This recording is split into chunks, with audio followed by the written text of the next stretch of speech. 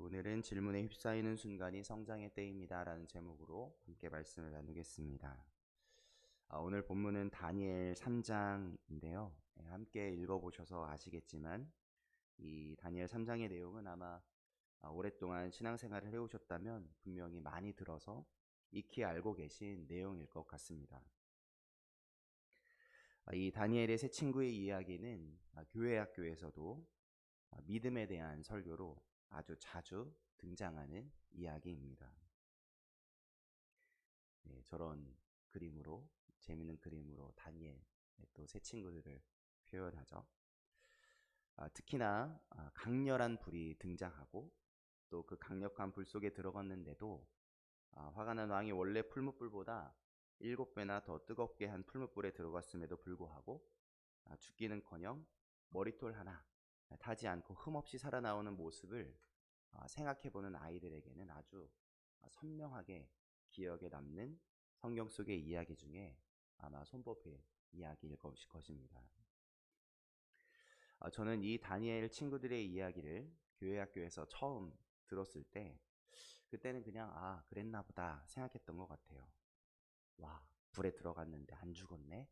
오, 불도 이기는 믿음 하나님 최고. 그렇게 쉽게 넘겼습니다. 그런데 제가 점점 자라서 불이 얼마나 뜨거운지 손에 팔에 또 온도가 뜨거워서 데어서 오랫동안 물집에 잡혀보면서 약을 발라보면서 또 저의 친형의 발등에 있었던 상처가 어렸을 때 뜨거운 국의 발등에 데어서 생긴 상처였다는 것을 그 원인을 제가 알게 되면서 그리고 또 제가 중학교 때는 동인천에 인현동 화재 사건이 있었는데 거기서 같이 학교에서 공부하고 함께 축구했던 그 친구들의 얼굴이 커다랗게 붙어있는 장례식장 차량의 행렬을 제가 텅 빈 마음으로 지켜보면서 뜨거움에 대한, 불에 대한 무서움을 제대로 알고 불에 닿으면 타고 불에 들어가면 생명체는 죽을 수밖에 없는 것이구나 라는 사실을 제대로 인지하고서부터 자연스럽게 이 내용을 어떻게 이해할 수 있을까, 이 내용을 어떻게 내가 받아들여야 할까 하는 고민이 생겨났었습니다. 제가 경험한 이 삶의 문제들과 해결되지 않은 이 감춰진 저의 고민들을 알 리가 없는 사람들은 또 그것이 별로 궁금하지 않은 사람들은 그냥 쉽게 저에게 못 믿겠어도 믿어. 그게 믿음이야. 라고 쉽게 말하겠지만 그렇게 저한테 말씀하신다면 저도 그저 그렇게 믿는 거죠. 라고 말씀드리겠지만 아직 해결되지 않은 제 안의 질문은 여전히 제 속에 남아 있었던 것이죠. 당연한 질문을 의심이라고 오해하고 또 당연히 필요한 질문을 믿음 없음이라고 생각하면서 자꾸 제 안에 그렇게 남겨놨던 거죠. 이 책 내용이 있습니다. 답 없이 살아가기, 답 없이 사랑하기라는 책의 내용인데 그 내용을 잠깐 화면으로 보실까요? 같이 한번 읽어보도록 하겠습니다. 함께 읽겠습니다. 질문을 포기하지 마십시오.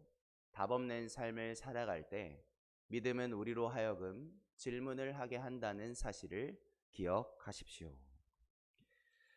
제가 이런 책의 내용을 당시에는 보지를 못했죠. 그렇게 믿음에 대한 쉬운 정의 이후에는 또 다른 질문, 더 심각한 질문들이 제 안에 떠올랐습니다. 이런 질문입니다. 그러면 그게 정말 사실이라면 왜 하나님은 그렇게 역사해 주시지 않는 걸까? 라는 질문이 있었습니다. 우리도 하나님을 믿는 사람이잖아요.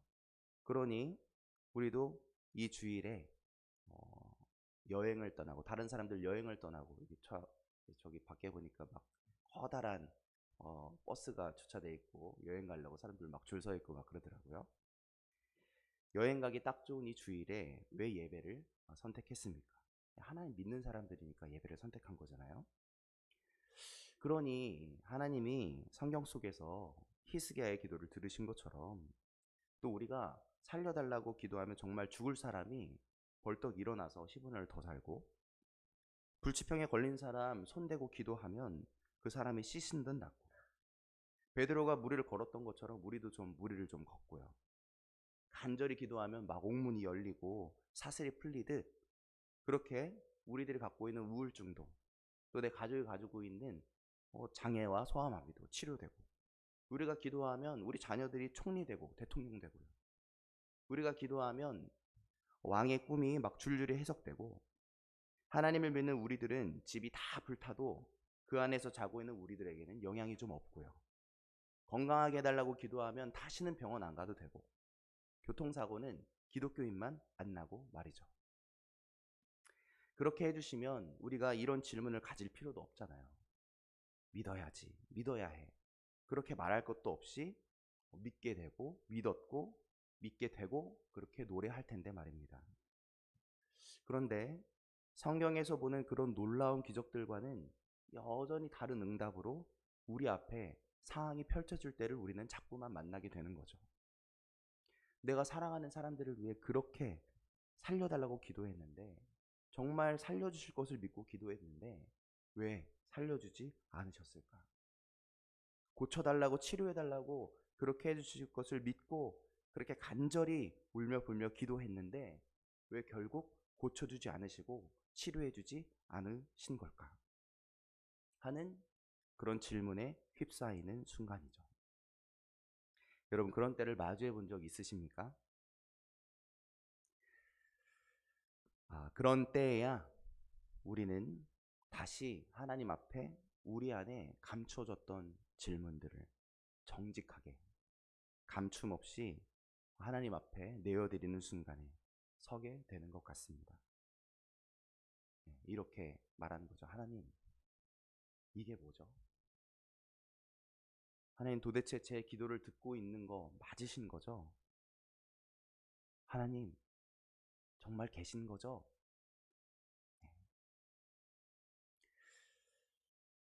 그도 그럴 것이, 하나님의 마음에 합한 왕이었던 다윗이 노래한 시편의 내용을 보면 다 기쁨의 찬송시가 아니고 오히려 하나님의 뜻을 몰라서 하나님 앞에서 부르짖는 고통의 시, 탄원의 시 분량이 더 많죠.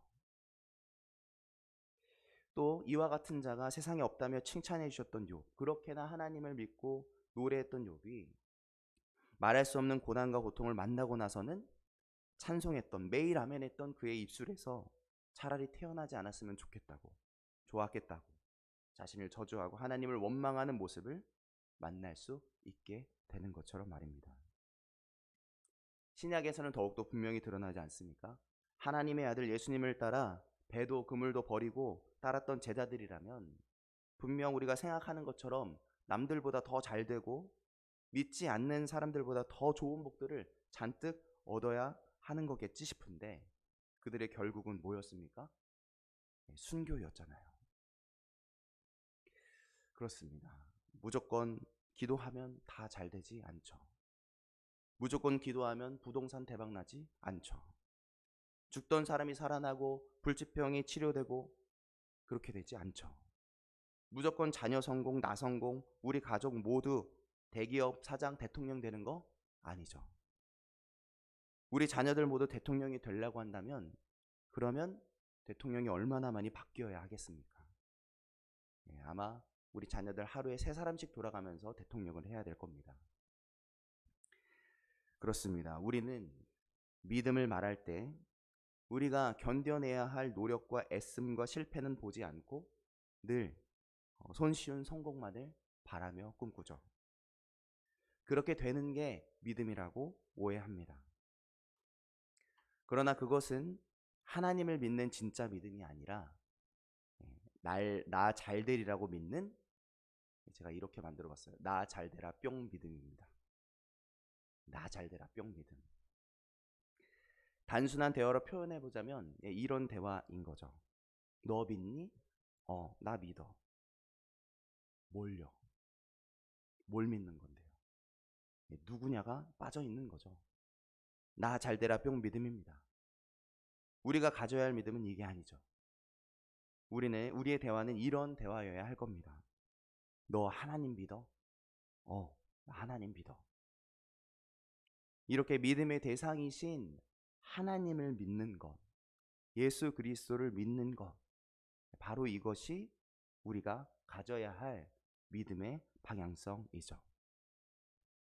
그런 의미에 있어서 저는 성경 속의 수많은 기적의 이야기들 중에서도 오늘 이 다니엘의 세 친구들의 이야기가 정말 놀랍고 감격스럽습니다.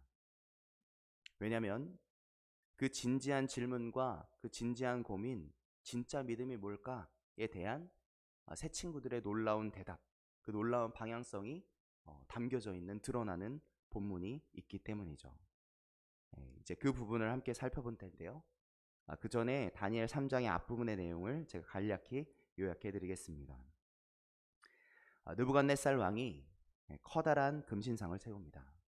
그리고 그 신상을 세운 낙성식에 총독에서부터 모든 지방 관원들까지 다 불러 모으죠.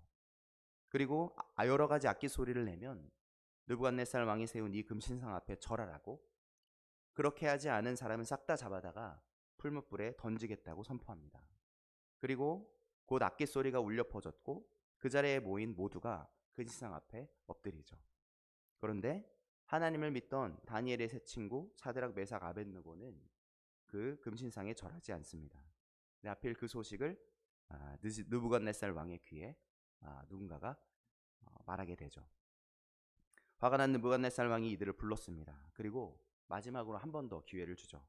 악기 소리가 나면 엎드리라고. 그러자 이 친구들이 뭐라고 말합니까? 그들은 감히 왕의 말을 거절하면서 이렇게 말합니다. 17절입니다. 우리 함께 그들이 어떻게 말했는지 함께 읽어보겠습니다. 왕이여, 우리가 섬기는 하나님이 계시다면 우리를 맹렬히 타는 풀무불 가운데에서 능히 건져내시겠고 왕의 손에서도 건져내시리이다. 정말 멋지고 용감하게 말했죠. 그런데 만약 여기 17절에서만 딱 그들의 대답이 끝났었다면 우리가 말했듯이 믿음은 그냥 안 믿어줘도 믿는 거야 라는 말로 쉽게 표현할 수 있었을 것입니다. 불에 들어가도 하나님이 분명 안 죽게 하실 거야, 살려주실 거야, 난 믿어, 꼭 믿어, 진짜 믿어, 그렇게 말하는 걸 믿음이라고 생각하는 거죠. 그런데 진짜 놀라운 고백은 그 다음 18절에 담겨져 있습니다. 이어지는 다니엘 3장 18절에 다니엘의 세 친구의 놀라운 고백을 함께 읽어보도록 하겠습니다. 그렇게 하지 아니하실지라도 왕이여, 우리가 왕의 신들을 섬기지도 아니하고 왕이 세우신 금신상에게 절하지도 아니할 줄을 아옵소서. 그렇게 하지 않으시더라도, 그렇게 우리가 바라고 기도하는 대로 우리를 살려주지 않으실지라도 우리는 하나님만 섬길 겁니다 라고 고백하고 있죠. 그럼 뭔가 느낌이 오시지 않습니까? 이 18절에 있는 이 다니엘의 세 친구의 믿음은 이제 나 잘되리라 뿅 믿음이 아닌 거죠. 이 친구들은 그 믿음을 넘어선 겁니다. 이 친구들의 믿음은 나 잘되리라 뿅 믿음이 아니라 하나님을 신뢰하는 믿음으로 나아갔던 거죠. 설사 그것이 나의 끝이라고 할지라도 그때에도 하나님을 신뢰하는 진짜 믿음의 사람들이었던 겁니다. 이것이 믿음이구나. 결과가 내가 바란 대로 됐냐 안 됐냐를 통해서 하나님을 믿냐 안 믿냐가 아니라, 결과가 내가 바란 대로 되지 않더라도 그 결과를 하나님께 내어드리고 무슨 결과가 있든 이미 계신 하나님, 확실히 살아계신 하나님을 신뢰하는 것, 이것이 우리가 가져야 할 참 믿음이구나. 바로 이 믿음이 세상이 감당하지 못할 사람의 믿음인 거구나. 바로 이 믿음이 세상 너머에 계신 하나님을 바라보며 사는 참 믿음이구나. 바로 이 믿음이 하나님을 나의 아버지라고 고백하며 사는 참 자녀의 믿음이구나 라는 것을 우리는 이 다니엘의 세 친구의 고백을 들으며 깨닫게 되는 것입니다. 여러분, 이 다니엘의 세 친구의 놀라운 고백이 그냥 흘러나왔을까요? 이 친구들의 이 믿음이 그냥 믿어야지, 그냥 믿어, 그렇게 해서 나올 수 있는 고백이었겠습니까? 택도 없습니다. 이 세 친구들의 믿음은 분명 그렇게 고백이 흘러나오기까지 그만큼의 믿음의 시련을 겪어내야 했고 답이 없는 물음표가 가득한 혹독한 믿음의 훈련의 길을 통과해 내야 했을 것입니다. 앞의 내용을 보면 충분히 그 상황이 그려지죠. 먼저 다니엘서는 바벨론 포로기에 쓰여진 책이죠. 그러니 이 세 친구들은 바벨론의 포로로 잡혀가야 했던 것입니다. 포로로 잡혀가면서 얼마나 떨어야 했을까요? 얼마나 하나님 앞에 물어야 했을까요? 또 그 이방 나라 왕궁에 설만한 소년들을 걸려서 착출을 당해야 했죠. 착출을 당하면서 얼마나 무서웠겠습니까? 날 죽이려고 착출하는 건가? 노동만 시키려고 나를 착출하는 건가? 별의별 생각 속에 정말 사로잡혀 할 수 있는 거라는 하나님을 찾는 거, 기도하는 것밖에 없지 않았을까요?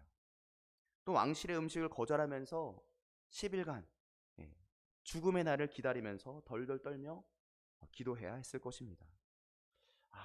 안 먹겠다고 했는데 혹시 저 왕들의 음식을 먹는 저들이 건강해 보이면 어떡하지?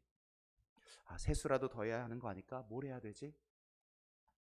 그러면서 기도했지만, 정말 간절히 기도했지만 잠 못 이루지 않았을까요? 또 바벨론 왕의 꿈을 누구도 해석하지 못해서 그 모두가 죽게 된 날이 선포됩니다. 그 죽음의 날을 눈앞에 두고 더욱 간절히 기도할 수밖에 없었겠죠. 이렇게 수많은 믿음의 훈련의 시간, 죽음을 맞닥뜨린 이 고난의 삶을 겪고 또 지나고 통과하고 나서 오늘 본문 풀무불에 던져질 절체절명의 위기를 만나게 된 친구들인 겁니다. 그래서 그들의 고백이 달랐던 것이죠. 믿음의 훈련이 지나보면서 진짜 믿음, 하나님을 믿는 진짜 믿음을 이들이 가지게 된 것입니다. 그렇기에 살리시든지 죽으시든지 하나님은 살아계십니다 라고 고백하는 참 믿음의 사람으로 설 수 있었던 것이죠. 자, 이제 이 말씀을 오늘 저와 여러분에게로 가져와 보길 원합니다. 오늘 저와 여러분은 어떤 믿음의 사람이십니까? 내가 원하는 것을 이루어 주시면 하나님 살아계십니다 라고 고백하려는 사람, 나 잘되라 뿅 믿음의 사람이십니까? 아니면 내가 원하는 것을 이루어 주지 않으셔도 그래도 하나님은 살아계십니다 라고 고백할 수 있는 사람, 결과를 넘어 하나님을 신뢰하는 참 믿음의 사람이십니까? 오늘 또 다른 하루가 우리들에게 주어졌습니다. 이 아침에도 하나님을 기억하고 예배를 선택하는 저와 여러분들이라면 분명 하나님이 인도하시는 길 위에서 한 걸음 한 걸음 걸어가고 있는 중이실 것입니다. 그리고 그 하나님은 분명히 우리들의 믿음을 자라나게 하실 것입니다. 예수님을 닮은 분량에 이르기까지 보이지 않는 하나님을 보는 것보다 더 분명하게 바라보며 사는 믿음의 눈을 뜨게 하시기까지, 나 잘되라 뿅 믿음에서 그리 아니하실지라도 라고 고백하는 진짜 신뢰의 믿음으로 우리를 가르치시고 깨닫게 하시고 인도하시고 자라게 하실 것입니다. 다윗이 그랬던 것처럼, 욥이 그랬던 것처럼, 때로 그 길이 끝없는 질문으로, 때로 그 길이 징계로 느껴지기도 하겠죠. 그러나 우리는 알고 있습니다. 그분이 우리를 생명 다해 사랑하신다는 걸 알고 있죠. 십자가로 드러내 보여주셨고 성령을 통해 친히 우리들에게 당신의 자녀라고 보증해 주십니다. 그러니 힘드시다면, 지치셨다면 다시 히브리서 12장의 말씀, 하나님의 응원의 말씀을 마음판에 새기시길 바랍니다. 히브리서 12장 1절과 11절 같이 한번 읽어보도록 하겠습니다. 인내로써 우리 앞에 당한 경주를 하며 무릇 징계가 당시에는 즐거워 보이지 않고 슬퍼 보이나 후에 그로 말미암아 연단받은 자들은 의와 평강의 열매를 맺느니라. 아멘. 인내로써 우리 앞에 당한 경주를 하시는 겁니다. 지금 이 힘듦과 어려움은 즐거워 보이지 않고 슬퍼 보이지만 이후에 이 슬픔과 아픔을 통과한 자들에게 주신다는 의와 평강의 열매, 저와 여러분의 열매가 되시길 바랍니다. 우리 앞에 놓인 경주를 인내하며 걷는 우리를 의와 평강의 열매를 맺는 나무로 세우실 하나님을 기대하면서 오늘도 우리에게 주어진 이 하루를 또 묵묵히 또 굳건하게 걸어 나아가시길, 결국 다니엘의 새 친구의 고백이 우리 모두의 고백이 되어 가시길 예수님의 이름으로 축복합니다. 아멘. 기도하시겠습니다.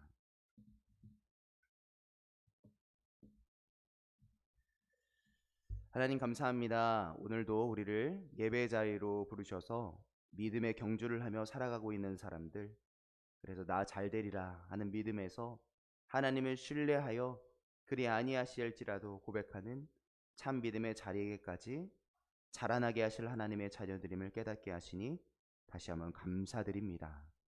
때론 우리가 바라지 않는 길 위에 서고, 때론 우리가 기대하는 방향과 다르게 펼쳐지는 상황 앞에서 당황하고 힘겨워하고 어려워하고 있는 저희들을 잘 아시는 주님, 저희가 이 길을 잘 걸어낼 수 있도록 지혜를 주시고 힘과 능력을 더하여 주시옵소서. 오늘 이 말씀은 우리의 인생 한가운데에서 기억나게 하여 주시옵소서. 하나님을 신뢰하기까지 나아가길 소원합니다. 흔들리며 자라나는 나무처럼 오늘의 흔들림이 내일의 더 굳건한 뿌리로 뻗어나갈 수 있도록 하나님께서 오늘도 친히 우리들을 인도하여 주시옵소서. 그렇게 인도하실 하나님을 기대하오며 사랑으로 우리를 인도하시는 우리 주 예수 그리스도의 이름으로 기도하옵나이다. 아멘. 하늘에 계신 우리 아버지여, 이름이 거룩히 여김을 받으시오며 나라의 임하옵시며 뜻이 하늘에서 이루어진 것 같이